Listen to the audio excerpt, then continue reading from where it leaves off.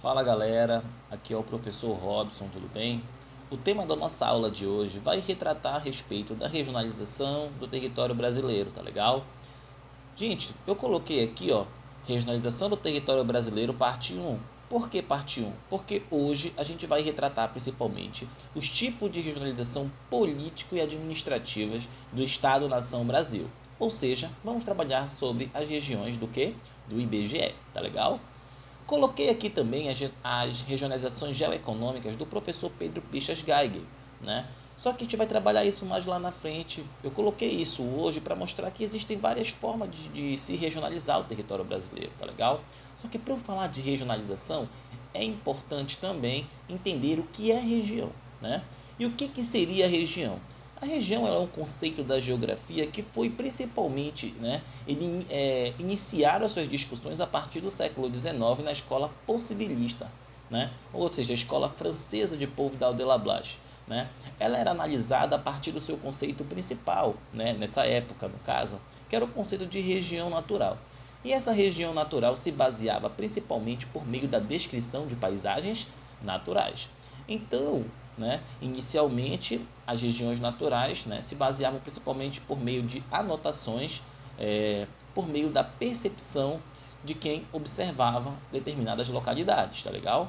Só que posteriormente, ela foi sendo discutida, a região, e foi sendo tratada como um recorte espacial elaborado a partir da abstração humana. E o que seria essa abstração humana? Seriam os próprios critérios, que o homem começa a estabelecer e suas finalidades, ou seja, para que eu vou regionalizar? Então, o homem começa a estabelecer critérios para regionalizar, no caso, os espaços, a partir de seus critérios e suas intenções, tá legal? E a região também pode ser vista também nesse sentido a partir das similaridades dos lugares, que seriam, no caso, as suas próprias semelhanças de áreas. Existem áreas que são semelhantes a outras e eu posso também fazer um agrupamento ou uma regionalização nesse sentido, tá legal? Então vamos seguir. Na nossa regionalização brasileira, no caso, é interessante a gente compreender, no caso, por meio da própria história, por meio da própria questão econômica do Brasil, que o nosso território ele vem sendo ocupado de diversas formas. O exemplo disso foram os ciclos econômicos, que chegaram no Brasil, principalmente no período colonial. Tivemos lá no período colonial no Brasil, principalmente a questão da extração do pau-brasil, e a questão da própria cana-de-açúcar nesse sentido.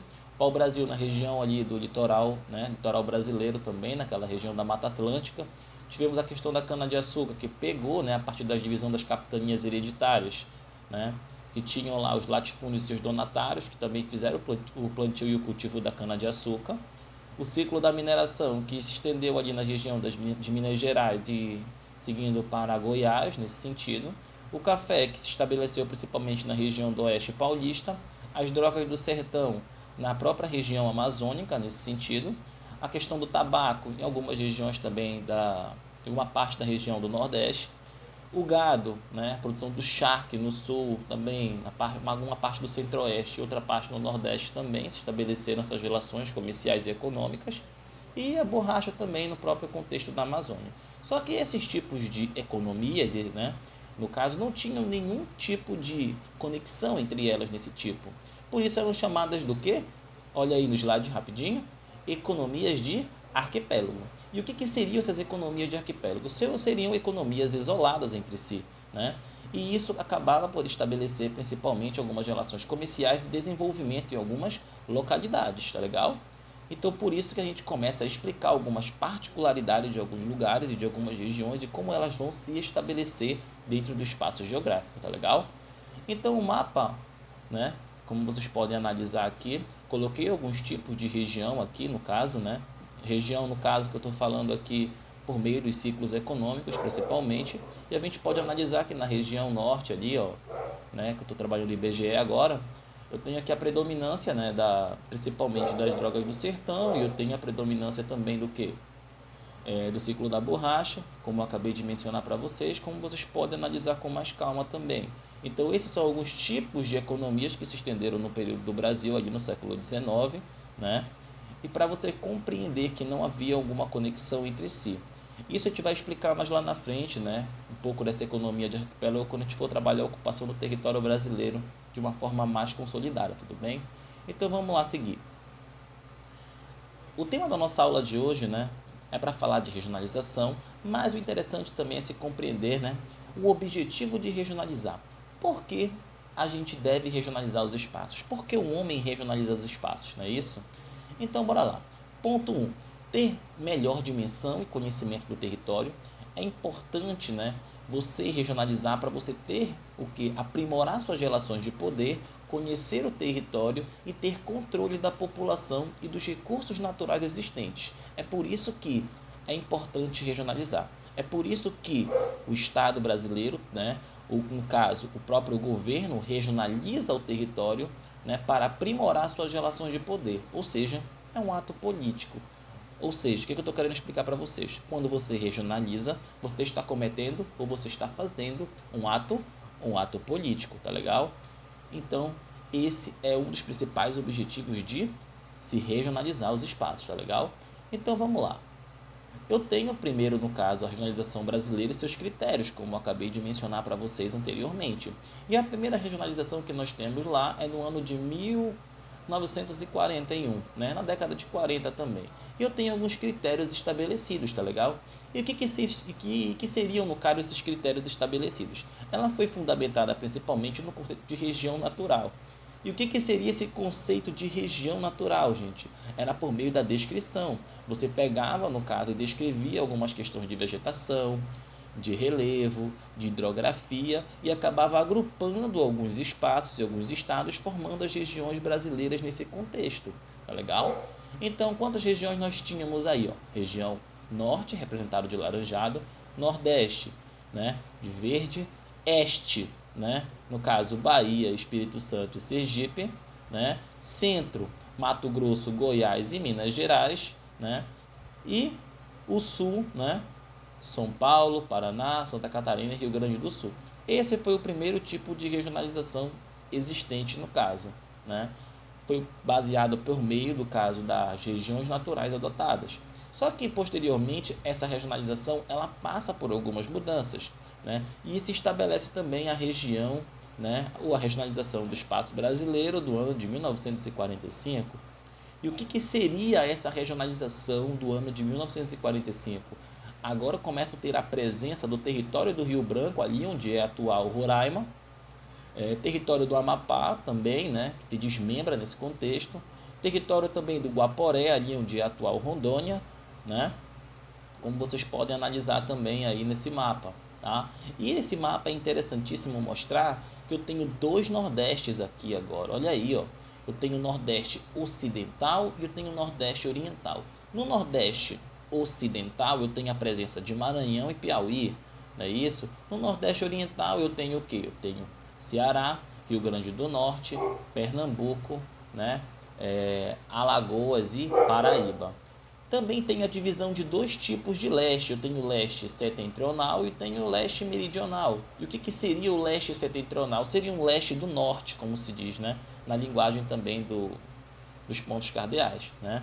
E que era representado por Bahia e Sergipe. E no leste meridional ali eu tinha o quê? Eu tinha principalmente a região de eu tinha Minas Gerais, né? Que sai daquela região ali do centro, né? E começa agora também a estabelecer a região do leste meridional, junto de Rio de Janeiro e Espírito Santo, né? E posteriormente também tem a região do centro-oeste, estabelecida por Goiás e Mato Grosso. Ainda não tinha Mato Grosso do Sul nesse contexto e nem Tocantins também. Então, como vocês podem observar no mapa. E também temos o mapa também da região sul ali, que São Paulo também agora nessa regionalização está na região sul, tá legal? Então, como vocês podem observar, eu tenho um outro tipo de recorte regional que passou por algumas mudanças referente ao do ano de 1941, tá legal? Vamos seguir. Também temos no caso, a regionalização da década de 70. E o que seria, no caso, essa regionalização da década de 70? Tá? Ela começa a apresentar algumas diferenças importantíssimas a partir do conceito de região homogênea e polarizada. E o que seria esse conceito de região homogênea e polarizada? Seria principalmente conceito de região homogênea, como vocês podem ver, é um espaço invariante e uniforme. Região polarizada ou nodal é um espaço diferenciado e funcionalmente integrado, no caso. Então, o que seria isso? A região homogênea, nesse caso, eles pegam as principais características, no caso, e acabam também estabelecendo alguns pontos e nodosidades. O que seriam essas nodosidades? Seriam as principais cidades ou as principais capitais, que são os centros de poder. Tá? Por exemplo, na região norte nós temos duas metrópoles, temos Belém e Manaus. Então essa, no caso, seria uma espécie de região polarizada. Na região sudeste, né, como vocês podem perceber aí, São Paulo faz parte da região sudeste. Então São Paulo, Rio de Janeiro e Minas Gerais também são o quê? São metrópoles também nesse sentido que trazem uma certa polarização também. Gente, uma coisa que é importante também se frisar e compreender, né, são que os padrões estabelecidos, no caso, para essa regionalização, e essa regionalização foi feita no período do regime militar. E essa regionalização no período militar, ela objetivava subsidiar o planejamento econômico do governo militar nesse período. Então, para os militares era melhor também você regionalizar para obter um controle do próprio território brasileiro e estabelecer também recursos também de desenvolvimento para algumas regiões, principalmente a Amazônia nesse contexto dos grandes projetos, tá legal? Então olha aí, Bahia e Sergipe no caso, olha aí, ó, integram a região Nordeste agora de uma forma efetiva, né? E substituição, no caso, da região Leste, né, pela região, no caso, Sudeste, que a gente tem agora aqui, né? Então esse é o tipo de regionalização que nós temos no ano de 1970, tá legal? Então olha lá, posteriormente, né, na década de 90, também temos aqui, no caso, a nossa atual conjuntura de regionalização do espaço brasileiro. Qual é a diferença dessa regionalização para a de 70? Primeiro, olha lá como o estado de Tocantins já se faz presente na região norte, e olha lá como o estado do Mato Grosso do Sul já existe, já se desmembrou do Mato Grosso, né? Então você já tem um recorte, né, territorial melhor, né, estabelecido aí, mais atual do nosso Brasil, né, que é a nossa atual regionalização do território brasileiro. Tocantins passa a fazer parte da região norte pelos critérios adotados também, né, por apresentar similaridades, né, na própria região norte. O Mato Grosso, Goiás e Mato Grosso do Sul na região centro-oeste por ter suas similaridades. O Nordeste, os estados nordestinos também têm as suas similaridades. Sudeste também apresenta as suas similaridades, sejam nos aspectos físicos, socioeconômicos e culturais. E a região Sul também tem as suas próprias particularidades em si. Tá legal? Então, olha aí. Se você parar para analisar, eu tenho essa regionalização de 90. E olha aí, ó, a proposta de 90, gente, foi a primeira a utilizar explicitamente, tá, os conceitos do materialismo histórico dialético, né, para a definição das regiões. Ou seja, eu não tenho mais só aquela ideia de região natural. Agora eu vou começar também a adotar processos socio-históricos, socioeconômicos para regionalizar. Por exemplo, na região norte, como eu falei lá no início da aula sobre lá a economia da borracha, viu como Belém e Manaus elas ganharam destaque? Elas também apresentam similaridades, né? Assim como outros estados apresentam suas similaridades. A diferença é o seguinte agora, são o que? São os tipos econômicos, são as questões culturais, né? Além também dos aspectos físicos que vão se determinar algumas regionalizações do território brasileiro, tá legal? Então, gente, essa foi a nossa aula de hoje, tá legal? Eu espero que vocês tenham compreendido melhor, tá legal? Dê o like aí, tá, desse vídeo e aguarde até a próxima, tá bom? Valeu, muito obrigado e até a próxima. Tchau, tchau.